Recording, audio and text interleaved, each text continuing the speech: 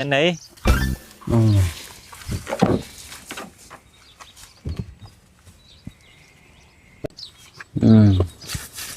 มเบิ่งดีๆเด้อโดยดึงลงดึงเบิ่งเห็นบ่เดิมรถคันนี้น่ะเดิมดอกฟืนดอกไฟได้ว่าเพดานคือว่าลายแท้โอ้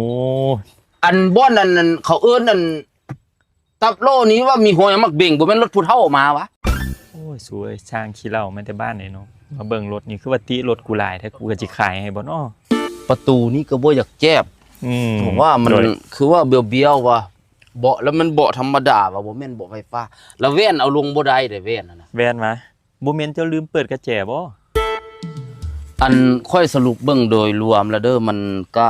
เก่าแล้วเนาะสีก็ไปแล้วอันเบาะทางในหันก็เอาลงยากแล้วทางหน้าอันก็มีหอยอันคือมักเบ่งอยู่แล้วก็โอ้ก็รถมือสองเนาะอ้ายเนาะ